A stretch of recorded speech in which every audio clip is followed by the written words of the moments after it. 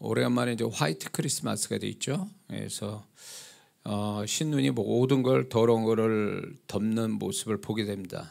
예.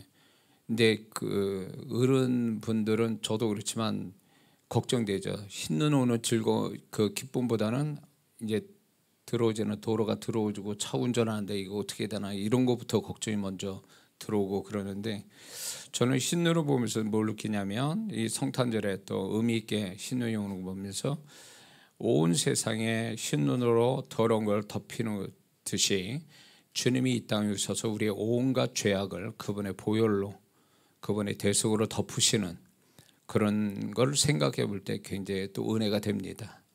그래서 이 세상이 예수님이 오셨기 때문에 살 길이 열렸고, 우리는 그 예수님을 또 성령 안에서 만나줘서 우리가 지금 구원받은 백성이 되고 천국 가는 백성이 됐다는 것에 대해서 우리는 감사해야 될 줄 믿습니다. 세상에 예수님만큼 이만큼 희생하면서 우리를 사랑하셔서 우리를 위해서 하늘의 영광 다 버리시고 또 십자가에서 생명까지 던져주신 분이 세상에 어디 또 누가 있겠습니까?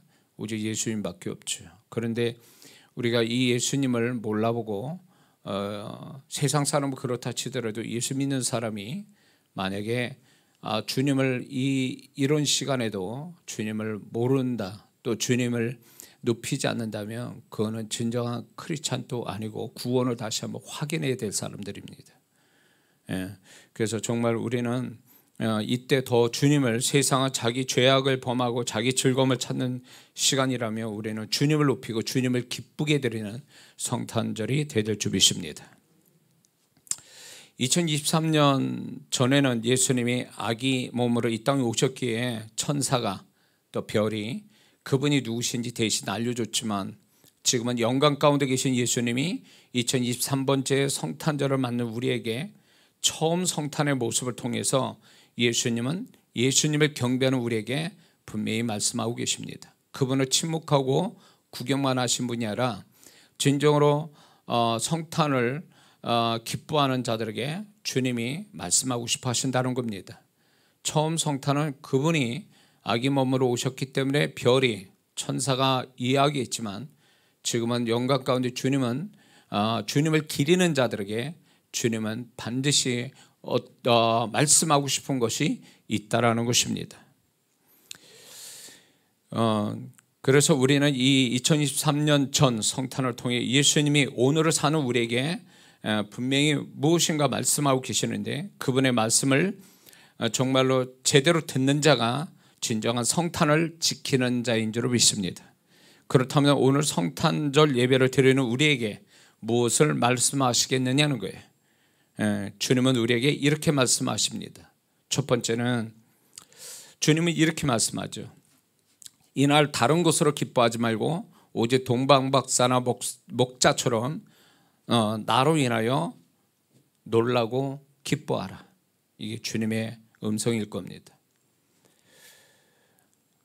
그 옛날에도 예수님을 알아보지 못했던 여관방의 사람들, 모텔방에 이거 즐겁게 고향 찾아와서 고향 친구도 만나는 즐거움 때문에 시끄러웠던 그들, 예수님 몰라봤던 그들, 주님을 짐승 우리에 가게 만든 그들, 그런 사람들이 지금 세상 사람들이 주님을 몰라보고 자기의 즐거움 위해서 또 죄를 지면서 이 성탄절을 맞이하는 그들의 모습이 있습니다. 그들은 그걸로 기뻐하는 거죠. 그러나 동방박사나 목자는 정말로 주님을 만난 것으로 인해서 그들은 놀라고 기뻐했습니다. 바로 이 모습이 우리의 모습이 되기를 바라시고, 그래서 주님으로 인해서 기뻐하는 성탄절이 되라고 말씀하고 계십니다. 수많은 사람이 이 성탄절에 사람과의 만남, 파티, 선물 이런 걸로 기뻐합니다. 그렇지 않으면 이런 일이 없는 사람은 또 반면에 성탄절에 우울해하는 사람들이 있습니다. 그래서 성탄이 주님을 중심으로 한, 주님을 의식하는, 주님을 생각하는, 주님을 위한 성탄절이 아니라 자신들을 위한 성탄절로 주님과 상관없는 성탄절을 지금 보내고 있다는 것이죠. 그렇기 때문에 우리는 이렇게 성탄절을 맞이해서 주님 앞에 정말 그분이 누구신지를 우리가 알고 예배를 드린다는 것은 그것이 주님을 정말로 기쁘게 드리는 진정한 성탄을 맞이하는 자인 것을 우리가 스스로 확정하고 있다는 걸 잊지 말아야 될 줄이십니다. 그러므로 주님으로 인해서 기뻐하는 자가 진정한 성탄을 맞이한 자고 그런 자가 주님의 음성을 정말 제대로 듣는 자인 것을 우리는 깨달아야 될 줄이십니다. 두 번째는 예수님이 이렇게 말씀하시는 겁니다. 별을 통해서 예수님을 만난 동방박사처럼, 천사를 통해 예수님을 만난 목자처럼 오늘날 성령과 말씀으로 너희 마음 안에서, 삶에서, 신앙생활에서 나를 발견하라. 주님을 발견하라. 이것이 주님의 음성 두 번째입니다. 오늘날 많은 사람들이 과연 주님을 발견하는 신앙을 갖고 있는가? 주님을 알고 있지만 주님을 찾고 발견하는 신앙은 또 다른 문제입니다.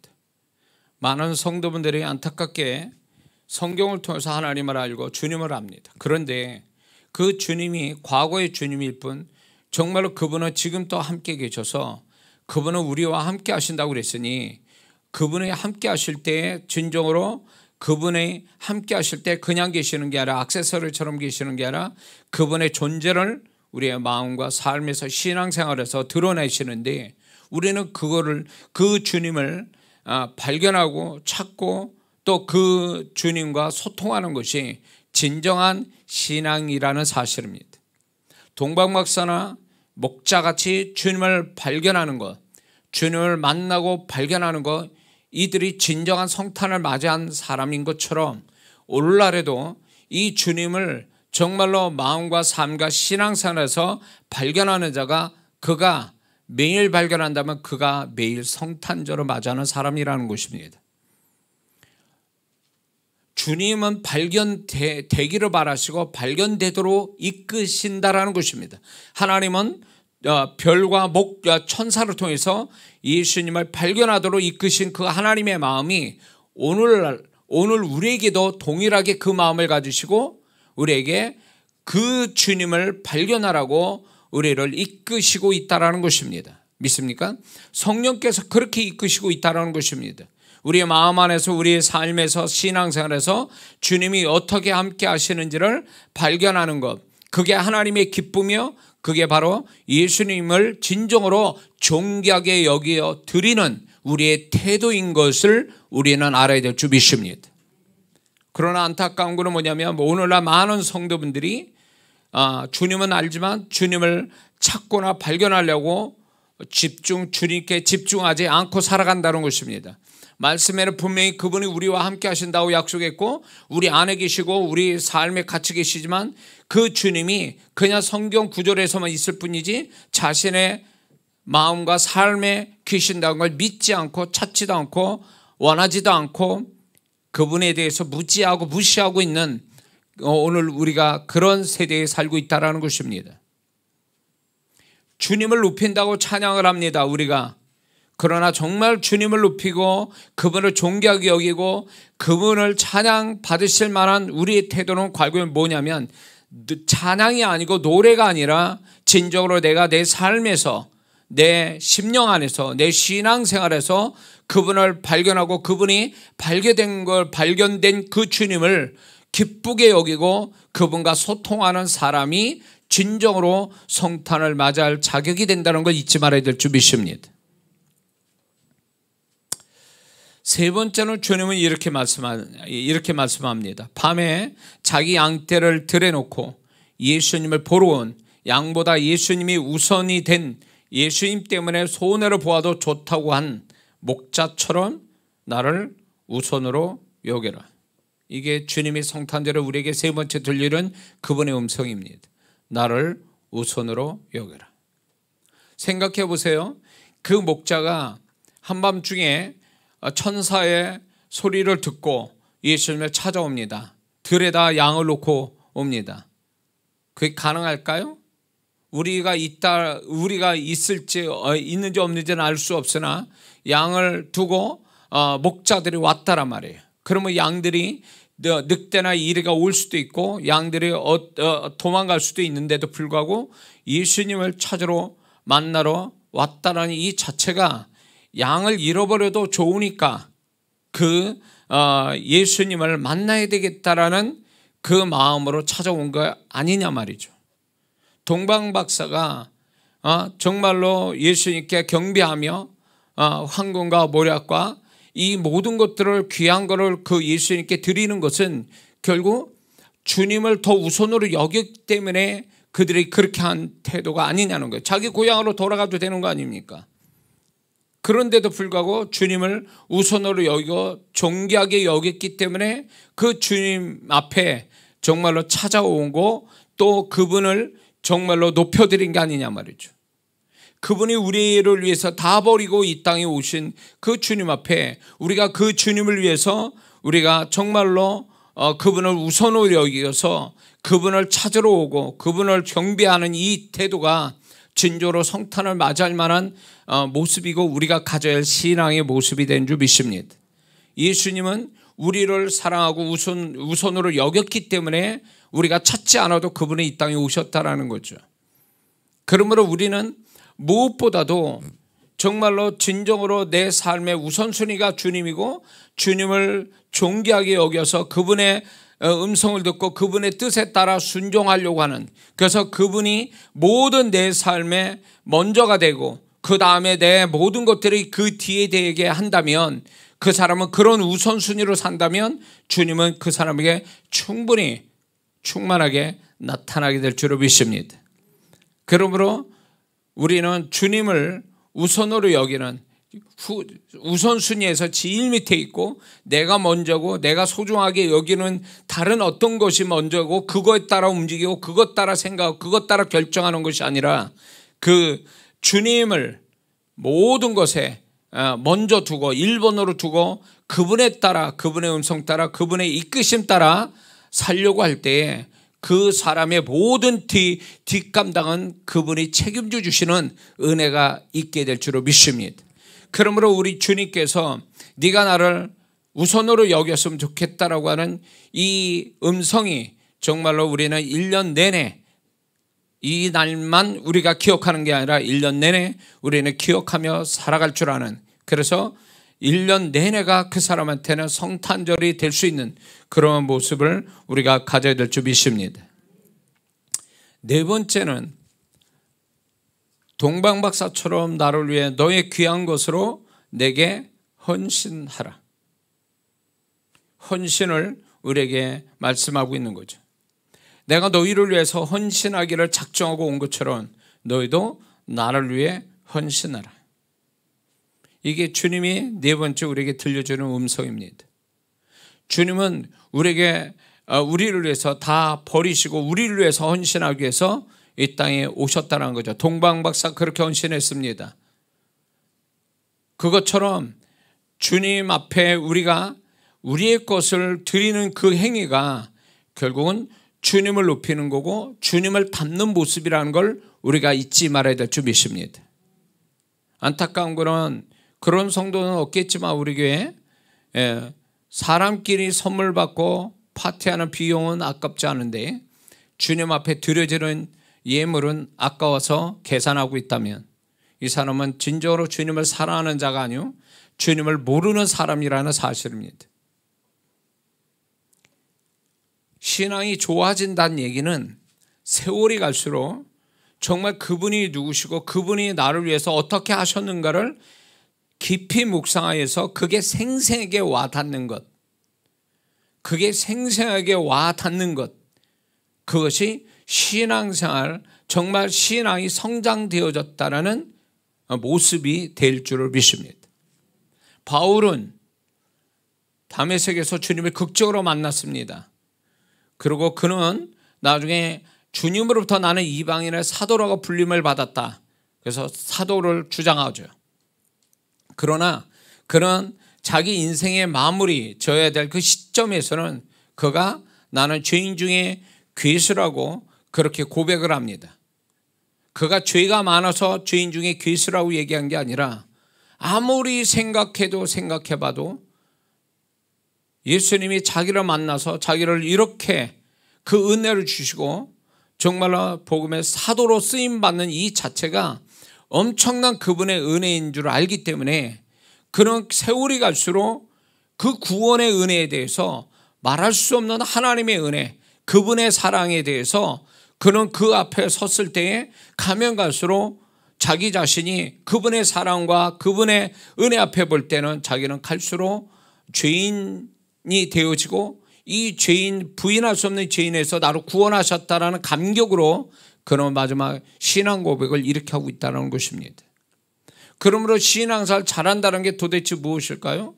우리가 처음에 초보자 신할 때는 그분이 구원하신 것이 과연 이게 뭔가라는 생각에 이게 귀한 줄도 모르고 그냥 신앙생활합니다. 그러면서 교회 신앙생활에서 교회를 다녀요.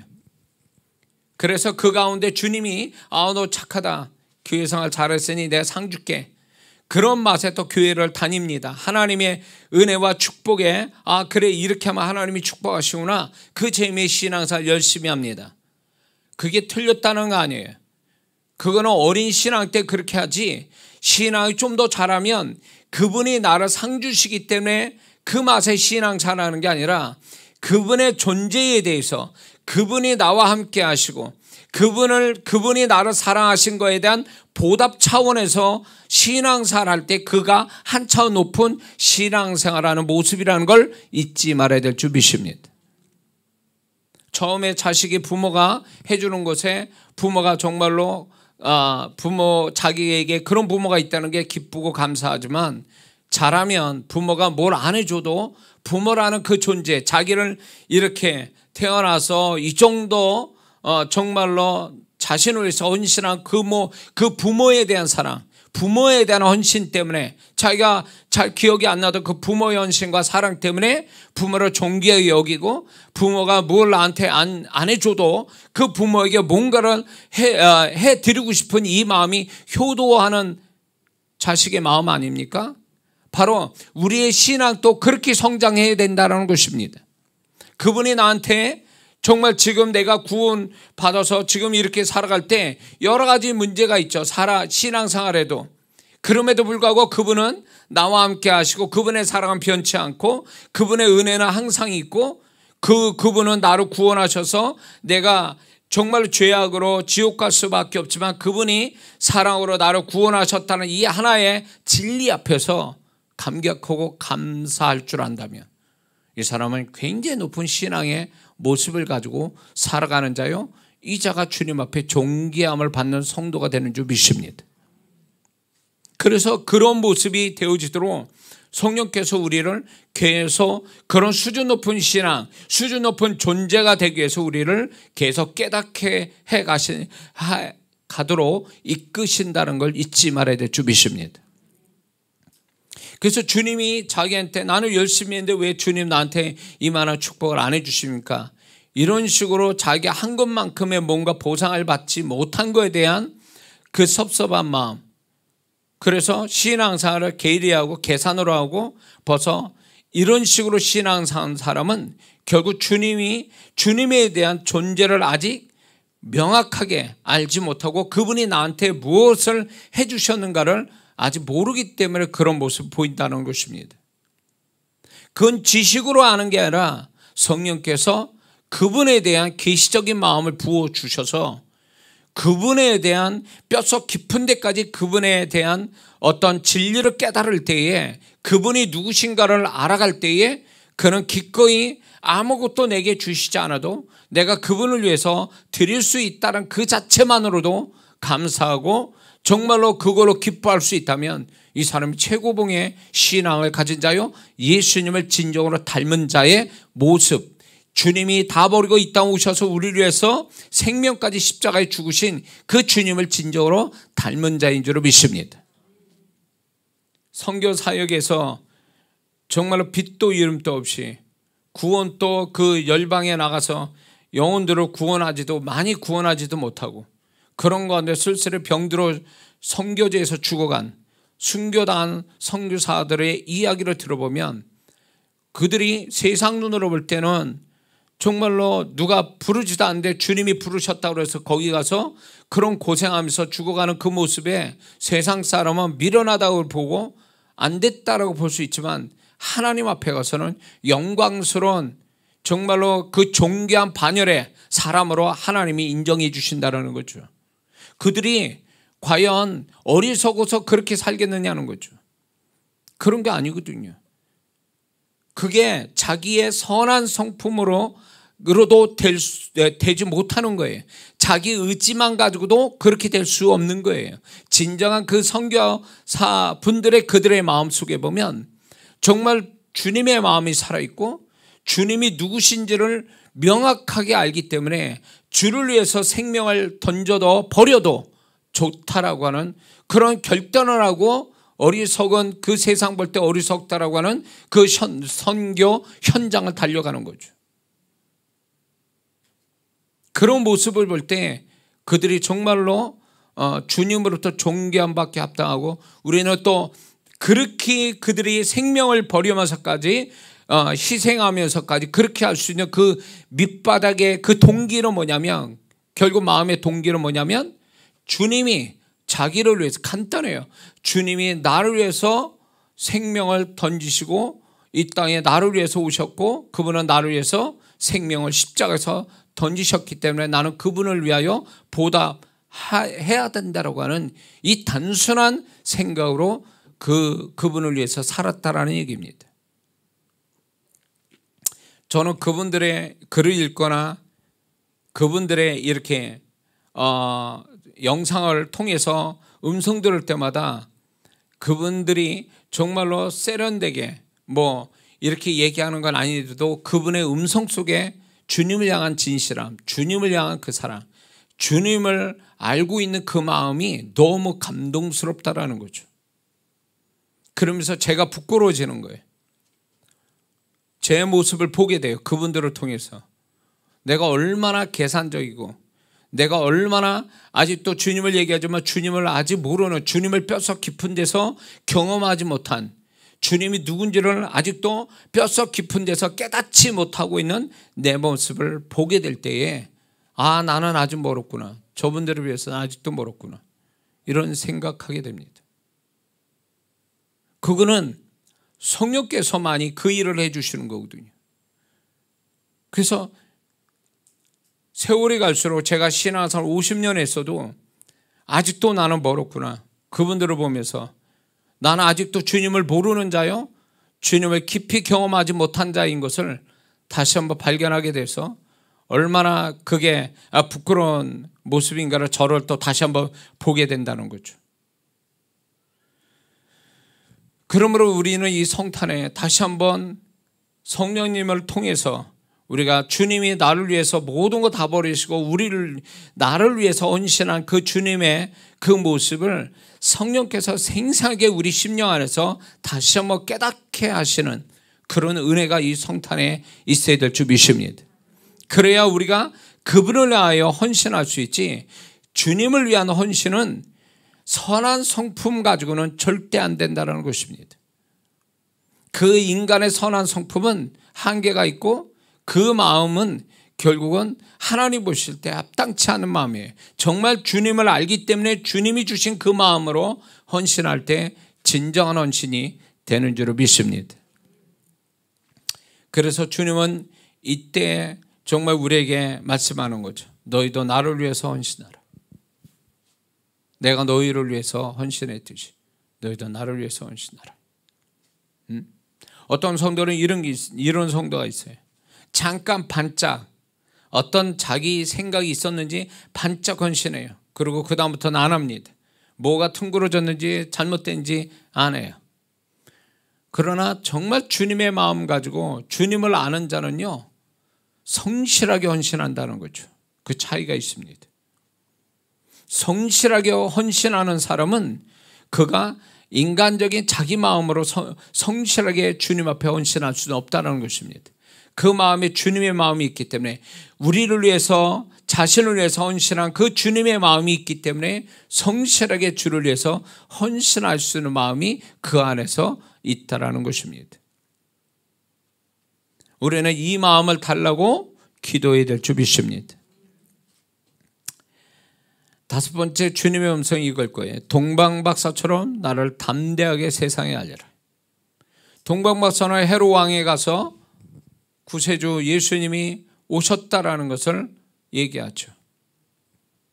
담대히 알립니다. 헤롯 왕이 그 지역의 왕입니다. 근데 왕이 왔다는 거예요. 유대인의 왕이 왔다고 담대히 얘기하는 거예요. 어떻게 그렇게 말할 수 있을까요? 근데 이 동방박사는 자기가 본 그대로 가르쳐준 계시의 마음을 가지고 헤롯 왕에게 담대히 이 얘기를 하고 있습니다.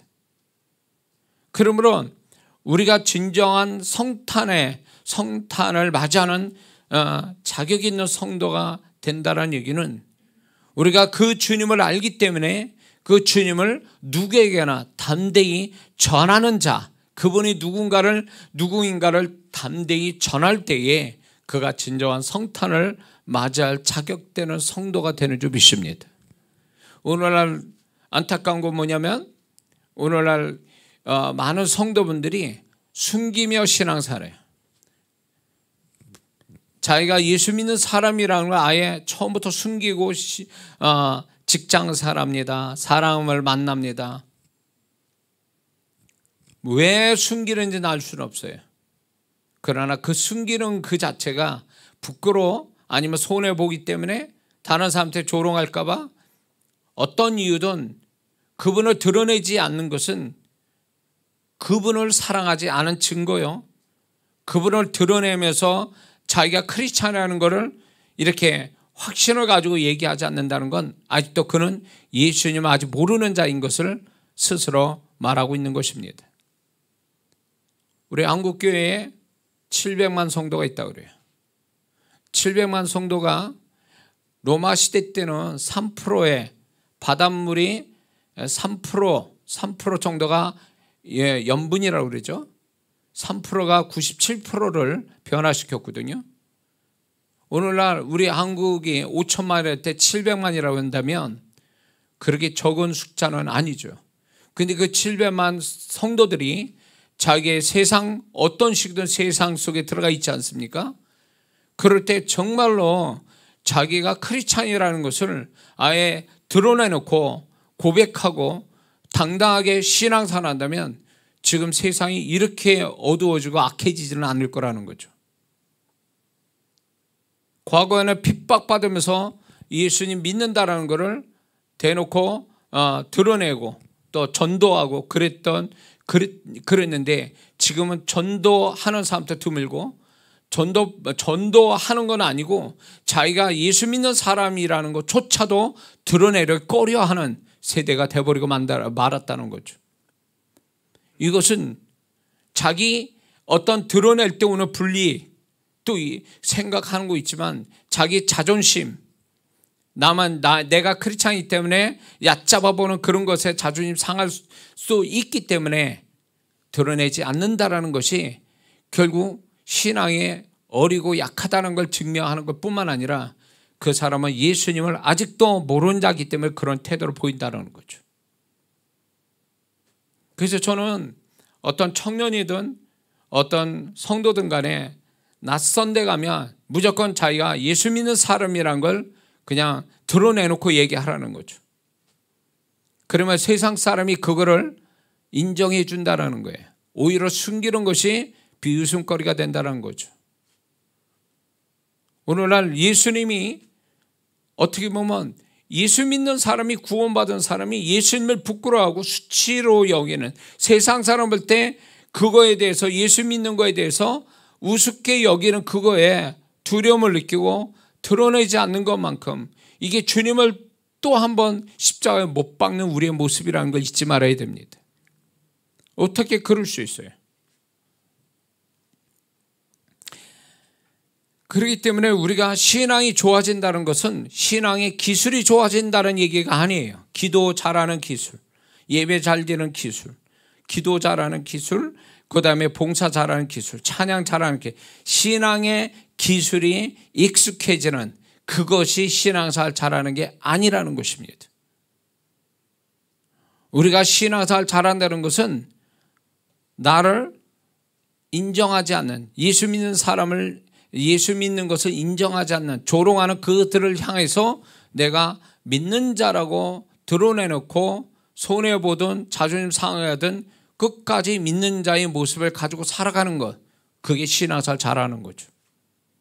교회에서 정말로 인정받고 칭찬받으면 뭐합니까? 세상에서 그렇게 돼야지. 세상 사람이 나한테 저 예수쟁이라고 비난하면 그게 신앙생활 잘한 거 아니에요? 응? 내가 예수 믿는 것을 드러낼 때에 저들이 나를 조롱하고 무엇을 나를 욕한다 한다면 그것이 신앙생활 잘했다는 증거 아니냐 말이에요.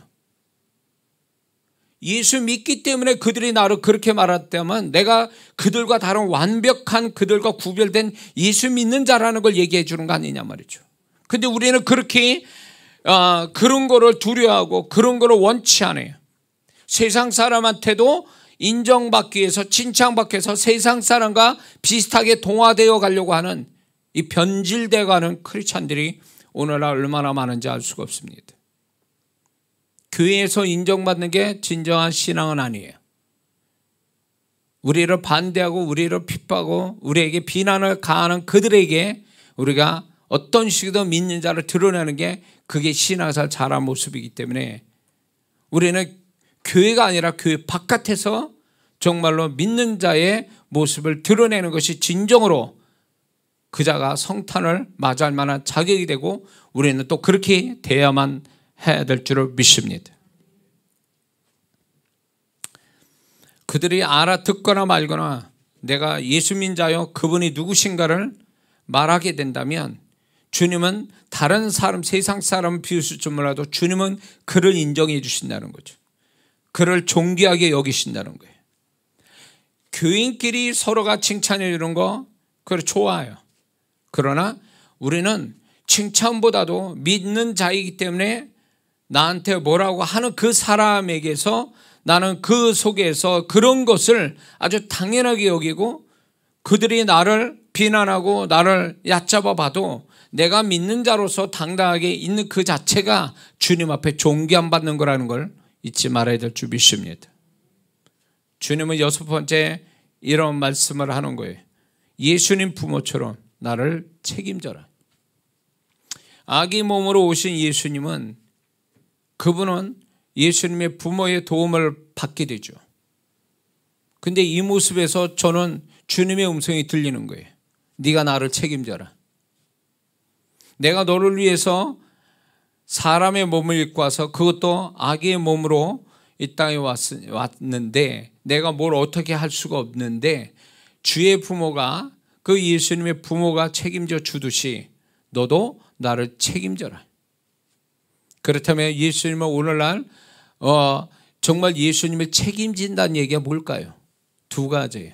하나는 주의 몸된 교회를 책임지는 거예요. 믿습니까? 교회의 머리요. 교회의 몸 대신 예수님 이 교회를 책임지는 거, 책임감을 가지고 교회를 책임지는 이 태도가 주님을 책임져 주는 사람이 된다는 것입니다. 뿐만 아니라 약한 성도들, 연약한 성도들을 정말로 돌보아주고 책임져 주는 것이 주님을 책임져 주는 것이라는 걸 잊지 말아야 될 줄 믿습니다. 그런데 안타깝게도 오늘날 교회는 이 두 가지가 잘 보이지 않는다는 게 문제인 거예요. 오늘날 교회에 정말 많은 성도들이 있는데 교회를 책임지는 성도는 흔히들 이렇게 얘기해요. 그 교회 10분의 1이다. 11조 되는 성도만이 교회를 책임지고 나머지는 책임 안 진다는 얘기예요. 그냥 교회에 좋으니까 이 교회 와서 헌금하고 그냥 가는 거죠. 이 교회가 어떻게 되고 목사가 정말 목사가 어떻고 이 교회에 대한 여러 가지에 대해서 관심과 기도로 책임지고 봉사로 책임지는 그런 성도는 보통 10분의 1밖에 안 된다는 거죠. 제가 알고 있는 한 교회가 있습니다. 그 교회에 성도가 꽤 많아요. 처음부터 하나님이 그 교회에 은혜를 주셨어요. 그래서 교회가 부흥합니다. 사람들이 몰려와요. 근데 그 교회는 문제가 뭐냐면 오는 성도가 문제가 아니라 그 교회를 책임지고 정말 그 교회를 섬기는 희생하는 성도가 별로 없다라는 거예요. 거의 11조도 안 돼요. 그 교회에서 헌신하는 성도들이. 그 교회를 책임지고 봉사하고 헌신하는 성도가 10분의 1도 안 되는 거예요. 결국 어떻게 된 줄 아세요?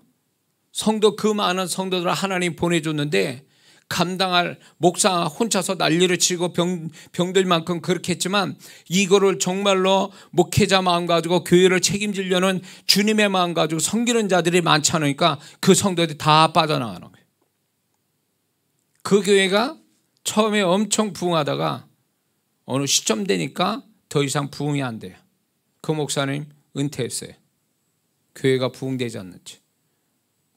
가장 그 교회가 정말 성도들 막 올 때 그 수준에서 끝나버렸어요. 그게 20년 같다는 거예요. 그래서 저는 그거를 보면서 그 교회를 보면서 정말 하나님이 많은 영혼 주신 뭐합니까? 섬기는 자가 없는데 책임지는 성도가 없는데 심지어는 그 교회에서 정말 그 교회가 건축한다 할 때 도망갔어요. 건축되니까 들어와서 그 교회에 가장 그 귀한 직분을 맡은 분을 제가 압니다. 뭐 하자는 거예요? 에? 교회가 가장 어려워서 힘들 때는 도망가서 딴 교회에서 신앙생활 하다가 교회가 부흥되고 잘 되니까 그때 들어와서 직분 맡았어요. 복 받겠습니까? 그분이? 그러니까 이런 모습에 정말 주님께서 정말 내가 너를 축복하고 내가 너를 책임져서 지금까지 너를 책임지고 은혜를 주고 축복을 주었다면 너도 나를 책임지라. 그건 결국 주의 몸된 교회를 책임지고 약한 성도들, 연약한 성도를 책임져 주는 게 진정으로 주님을 닮은 모습이고 그게 정말 주님을 기쁘게 하는 성탄의 모습인데 교회는 그런 모습이 안 보이는 것에 너무 마음 아픈 거죠. 코로나로 인해서 수많은 교회가 문을 닫을 때 마음이 내가 알지도 못한 교회지만 너무 마음 아팠어요. 주변에 제 목사님들 이렇게 보면서 코로나 때문에 성도들이 교회 안 나오고 교회가 여러 가지로 어려움을 겪는 걸 얘기할 때마다 너무 마음이 아팠어요. 이 코로나 하나 가지고 그렇게 주님이 그 교회를 불렀고 그 교회를 통해서 은혜 받고 그 교회를 통해 주님 만나고 그 교회를 통해 축복을 받은 사람들이 교회가 어려워지고 코로나라는 이 이유 하나 가지고 교회를 떠나버렸어요. 그래서 교회가 어려워졌어요. 코로나보다 더 어려운 상황이 돼버린 거예요. 그래도 나 몰라라 하더라고요. 저는 일부의 성도겠지만 정말 그렇게 어려운 교회에 정말로 준 교회를 책임지는 성도가 헌신하는 성도가 있다면 교회가 그렇게 문을 닫겠냐는 거예요. 그 목사님들 얘기가 너무너무 마음이 가슴 아픈 거예요.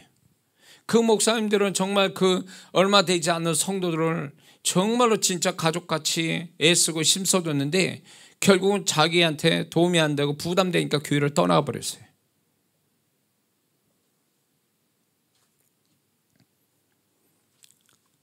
저는 우리 교회 건축할 때까지 계속 건축 얘기할 거예요. 부담되는 성도들은 가겠죠. 이게 하나의 시금석이 될 거예요. 그렇기 때문에 저는 우리 교회가 정말 이 마지막 세대 때 하나님이 원하시는 교회가 되기 위해서 하나님이 제가 분명히 말씀드렸죠. 우리 교회는 제가 좋아서 제가 욕심이 있어서 제가 무슨 이게 야망이 있어서 건축하는 게 절대 아니라고요. 주님이 뜻이 그러기 때문에 저는 순종하고 가는데 저는 분명히 우리 교회에 또 이 교회를 책임지고 헌신할 사람은 또 반드시 있을 거라고 봅니다. 그리고 그런 성도들을 훈련시켜서 정말로 같이 영광을 얻고 같이 축복을 받는 그런 교회를 만들 거예요, 저는. 근데 지금까지 우리 성도부터 봤지만 왔다 갔다 하는 성도들 많았어요. 제가 그분들이 잘못됐다는 거 아니에요. 우리 교회 성도가 아니라는 거예요. 아니기 때문에 간 거예요. 우리 교회를 책임지거나 우리의 교회로 불러준 성도가 아니기 때문에 가볍게 왔다가 갈 수 있어요. 그런 성도들의 문제가 아니라 정말로 이 교회를 하나님이 불러주셔서 이 교회 성도가 됐다는 것은 이 교회를 책임지라고 하나님이 불러주신 거예요. 어떤 식이든 작든 크든 책임을 지라고 하나님이 불러주신 거예요. 이장한 목사도 이 주오신 교회를 책임지라고 나를 불러주신 거예요. 이장한 목사도. 이게 이 교회가 이장한 목사의 교회가 아니잖아요. 그래서 주님이 책임지라고 한 이 교회를 저는 끝까지 저도 책임을 지고 정말 그런 성도들이 모여서 정말 책임지는 성도가 헌신하는 성도가 있다면 이 교회는 하나님의 계획대로 이루어가게 될 줄을 믿습니다.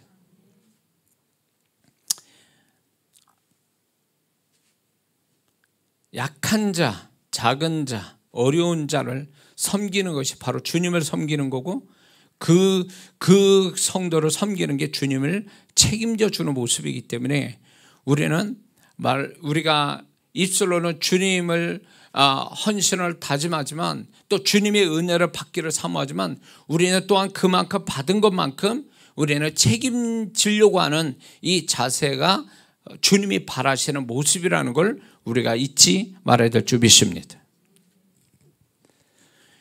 7번째는 주님이 이런 음성을 전하실 거예요. 하나님 자리에 하나님 영광 버리고 낮아지고 자원하여 이 땅에 오고 누구도 알아주지 않아도 감당한 나를 닮으라 이렇게 말씀하실 거예요. 그분은 아무도 찾지도 않았어요. 원하지도 않았어요. 그러나 그분은 우리를 감당하시기 위해서 알아주시지 않는 가운데서도 오셨다라는 거죠. 그래서 그 주님을 닮으라고 주님 말씀하는 거예요. 그렇습니다. 우리가 누가 알아주지 않아도 주님이 나한테 시켰기 때문에 나는 그 일을 완수해야 된다라는 그 마음 하나 가지고 감당한다면 바로 그 사람이 주님 닮은 모습이라는 걸 잊지 말아야 될 줄 믿습니다. 오늘날 이 세대가 뭐가 있냐면 칭찬에 많이 배고픈 성도들이 많아요. 많은 칭찬에 고픈 사람들이 많습니다. 칭찬해 주라고 또 그러죠. 또 알아주고 칭찬해 주라 이렇게 얘기를 합니다. 그렇게 해서 그게 동기부여돼서 열심히 하는 좋죠. 그런 방법이.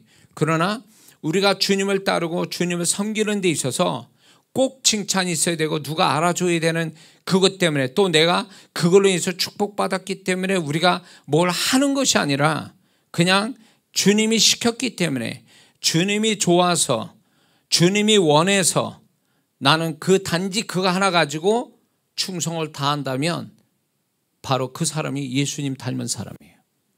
예수님이 누가 원했습니까? 이 땅에 사람이 예수님 오기를 원했습니까? 그분을 알아봤습니까?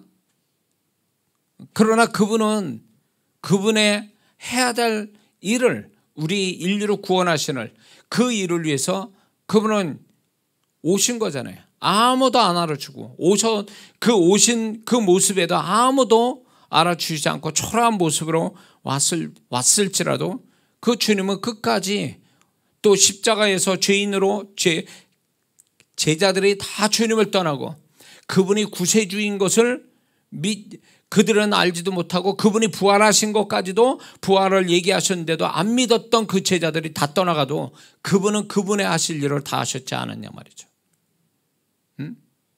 오늘날 많은 또 이제 우리 교회 안에 또 우리 신앙의 문제가 뭐냐면 하다가 말아요. 또 이게 끝까지 안 가요. 이유가 있죠. 여러 가지.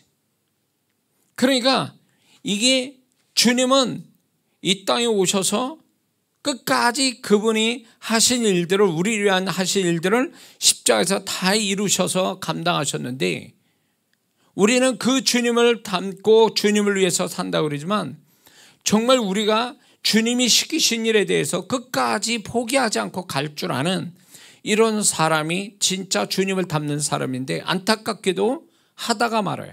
여러 가지 이유로 인해서. 그러니까 이거는 주님이 기뻐하지 않는다라는 거죠. 하다가 많은 것은 주님을 닮은 모습이 아니라는 거예요. 그러므로 주님은 우리에게 주님 닮은 모습을 기뻐하시거든요. 우리 모습에서 주님 닮은 모습을 기뻐하세요. 그 하나가 뭘까요? 끝까지 감당하는 거. 자기가 책임지고 시키신 일에 끝까지 감당하고 가는 거. 그래서 마귀가 오늘날 많은 성도들을 이렇게 신앙생활 하도록 그냥 놔둬버려요. 방해하지 않고 핍박하지 않고 그냥 놔둬버려요. 근데 옛날에는 아예 처음부터 하지 못하게 핍박하고 사단이 역사했지만 지금은 마음껏 하라고 그래요. 마음껏. 왜? 전략을 바꿨어요. 시대의 마지막 끝에 오니까 이 마귀가 전략을 바꿨는데 전략을 바꾼 게 뭔지 아세요?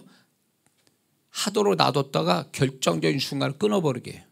포기하게 만들어요. 그러면 지금까지 한 게 다 물거품이 되는 거예요. 그래서 마지막 때 구원을 잃어버릴 자가 수도 없이 나온다는 거예요. 배도하는 일이 생기고 주님 앞에 구원을 잃어버릴 자들이 수도 없이 세상에 들어가 있고 이단에 빠지고 이런 것들이 다 뭔지 아세요? 구원을 잃어버릴 자들이에요. 그러면 그 성도들이 한때 교회를 열심히 다녔겠죠? 안 다니는 성도가 그렇게 그 영적인 종교적인 열심이 없이는 또 이단에 들어갈 수가 없어요. 열심을 냈다라는 거예요. 그리고 세상 바깥에 지금 세상 사람처럼 사는 그 사람들도 전도해 보면요, 한때 열심히 했던 사람들이에요. 교회를 안 다닌 사람이 아니었다고 열심히 다녔는데 세상에 들어가 있어요.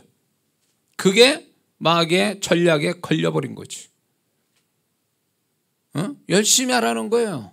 그러나 결정적인 순간에 끊어버리는 거죠. 포기되게, 안 되게 만드는 거죠.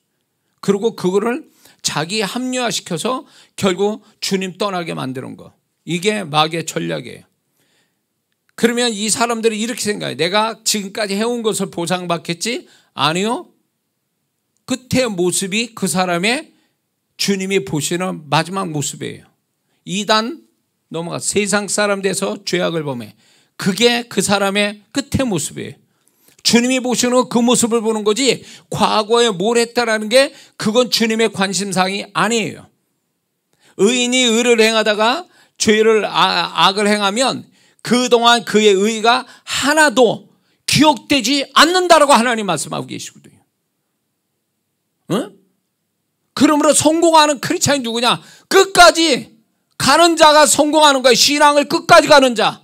하나님을 헌신하기 위해서 끝까지 헌신한 자가 그 끝에서 하나님의 축복이 있다라는 거죠. 믿습니까? 아브라함이 여호와 이레가 언제 있었어요? 3일 밤낮을 가가지고 모리아 산에서 그 제단 위에 이 아들을 죽이려고 할 때 그때 여호와 이레가 나온 거 아니에요. 중간에 있지도 않았다고. 끝에 가서 있는 거예요. 끝에. 그런데 오늘날 많은 성도들이 귀신의 사단의 속임수에 넘어가지고 하다가 말아. 중간에 하다 마른 거는 하나님이 값을 안 쳐줘요. 사울왕이 반쯤 순종했습니다. 반쯤 순종한 거 안 쳐줘요. 온전한 순종, 온전한 끝까지 그분이 원하는 데까지 끝까지 가야 그 사람의 복을 받는 거예요. 그러니 우리가 죽는 그 순간이 가장 신앙사를 성실하게 한 그 끝이 내 죽음이 돼야지 하다가 마른 죽음은 하나님께 보상 못 받습니다. 나 과거 뭐 했는데 그게 무슨 의미가 있어요? 주님 앞에. 세상 사람은 기억해줘. 저 사람 과거에 뭣도 하고 뭣도 했어. 기억해주고 칭찬해 줄 수 있어요. 과거 가지고. 그러나 주님 앞엔 어림도 없어요. 그건 기억도 없는 거예요. 주님에게는 기억도 안 나는 얘기라고. 그러니 지금 마귀는요. 자, 교회에 전에 수많은 성도들 교회에 앉아서 예배드리고 봉사했어요. 그 성도도 어디 갔습니까? 교회 안에 있는 성도보다도 교회 바깥에 세상 사람 되고 이단에 빠진 사람이 반 이상이에요. 그들이 정말로 주님께 하나님의 은혜로 극적으로 돌아오지 않으면 그 사람들 구원을 잃은 거예요. 구원이 그렇게 값싼 게 아니라고. 내가 마음껏 뭔 짓을 다 하고도 세상 속에 살고 이단에 빠져서 사단의 도구 됐다고 해서 주님이 봐주는 건 없다라고요. 근데 오늘날 많은 성도분들이 끝까지 못 가는 그 끈기가 없는 그 모습 때문에 자기 스스로 불행을 불러들이는 거죠. 지금까지 해온 것이 다 완전히 다 없는 걸로 쳐버리는 거예요. 그래서 저는 어느 성도든 제 사역자분들한테 그래요. 사역하다 굶어 죽어도 그냥 굶어 죽는 게 영광이라고 그랬어요. 하다가 굶어 죽으면 영광이라고 그랬어요. 하다가 말아가지고 그 목회로 그만둔 사역자분들도 계시거든요. 끝났어요. 하나님의 영광이 떠나간 거예요. 축복도 떠나간 거예요. 에? 교회에 하나님이 봉사할 자리를 주셔서 그렇게 하게 한 성도들, 주님이 그 일을 맡겼다면 주님이 고말할 때까지 해야 그게 축복이 오는 거지, 하다가 마르면 축복도 없어요.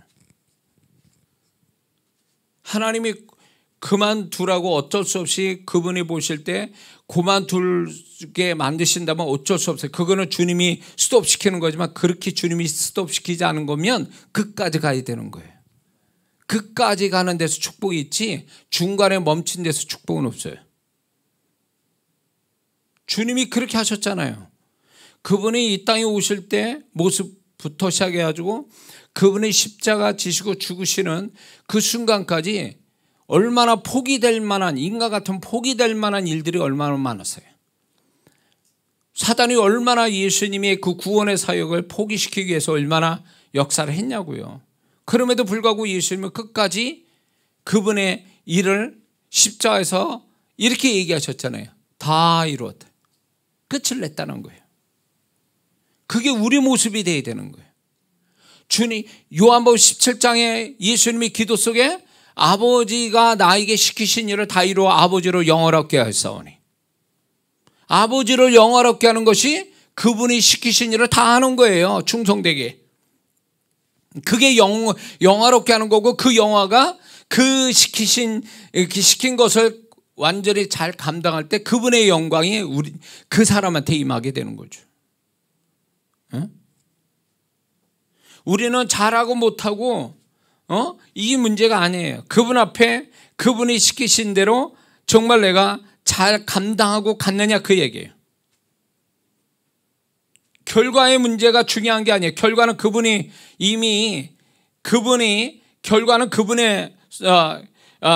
손에 있는 거지, 우리는 뭐의 문제냐면 과정의 문제예요.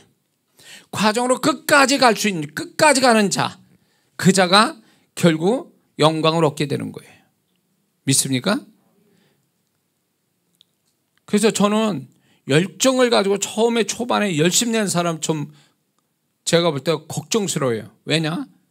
열심히 내다가 어느 순간에 스톱이 돼버려. 자주 보게 되거든요. 이런 성도는 앞에 열심히 냈다고 그게 잘한 게 아니라는 거예요. 열심히 안 내도 좋으니까 그분이 시키신 일 끝까지만 하라는 거예요. 끝까지. 그게 하나님이 기뻐하고 그 자가 상을 받는 자니까. 응?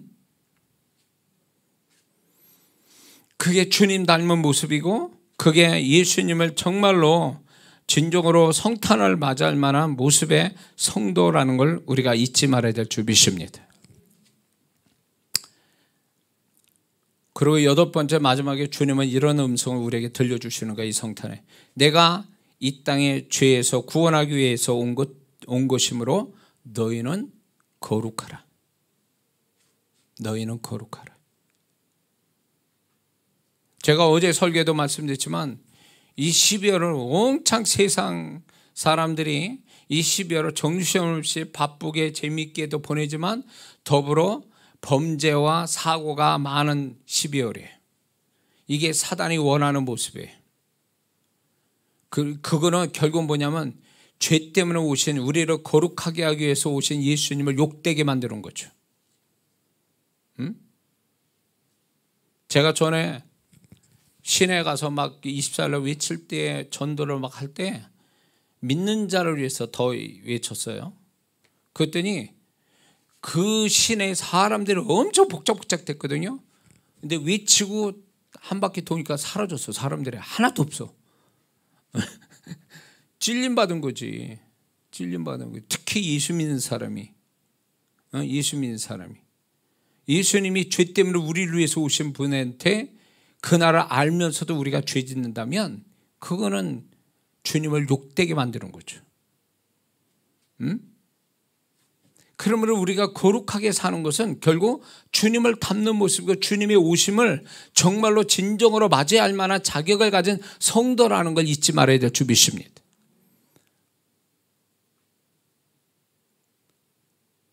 우리는 지금 이 때가 주님의 오심이 가까운 때라고 다들 얘기합니다. 이 때의 신앙의 가장 큰 이슈가 뭔지 아세요? 거룩함이에요. 다른 거 다 좋아요. 다른 신앙이 좋은 주제들이 있죠. 이슈가 되는 게 있는데 가장 이때의 가장 큰 이슈는 거룩함이에요. 거룩함에 빠지면 나머지는 아무것도 아닌 거예요. 컴퓨터에 윈도우로 하는 프로그램으로 인해서 모든 프로그램이 다 돌아가는 거거든요. 윈도우가 없으면 끝장난 거예요. 똑같아요. 그러므로 우리는 저도 그렇지만 여러분과 함께 거룩의 강박증을 가지고 살아야 돼요. 강박증 걸린 친구 보니까 하루에도 수십 번 손을 닦고, 그런 사람 봤거든요. 수십 번 손을 닦고. 그리고 그 더러운 꼴은 다른 사람보다 훨씬 더 그 깨끗하기 위해서 아주 진짜 내가 볼 때 진짜 어떻게 저렇게 사나 싶을 정도로 그 깨끗함에 완전히 막 진짜 막 시간을 엄청 쓰는 사람이 있어요. 돈도 엄청 쓰고. 저는 그건 강박증이죠. 소위 말하면 깨끗함에 대한, 더러움에 대한 강박증이 있죠. 그것처럼 예수 믿는 사람은 우리가 거룩함에 대한 강박 증세를 가지고 살아도 괜찮아요. 그거는요. 그게 결국은 그 거룩함 때문에 그 사람은 구원받을 만한 자가 되고 주님이 가까이 할 만한 자가 되고, 그가 모자라고 부족하고 여러 가지 문제가 있어도 그가 거룩함을 가지면 주님의 은혜가 그 사람한테 임하게 돼 있어요. 그 사람은 축복받을 만한 자격이 또 돼요. 그 거룩함 때문에. 근데 거룩함이 빠지면 이미 불합격이에요. 그러므로 우리는 세월이 갈수록 점점 거룩함의 수준이 올라가야 이게 정상적이고 그게 하나님이 기뻐하는 모습이라는 거예요. 이게 진정으로 주님의 오심을 예비케 하고 주님의 오심을 정말로 자격 있게 맞이할 만한 자요, 주님이 또다시 오실 때 그분을 만날 만한 모습이라는 걸 우리가 잊지 말아야 될 줄 믿습니다.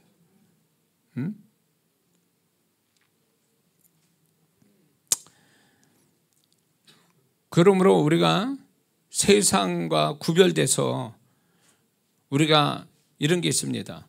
우리는 세상에 몸담고 살아요. 돈을 벌어야 되고 세상 사람 속에, 세상 구조 속에 살아가는데 어떻게 보면 그들과 어쩌면 똑같이 살아가는 모습이 있을지 모르지만 우리는 그들과 그 세상 속에 같이 있어도 달라요. 뭐가? 생각이 다르고 우리가 생활 패턴이 달라요. 그게 완전히 구별된 모습인 거죠.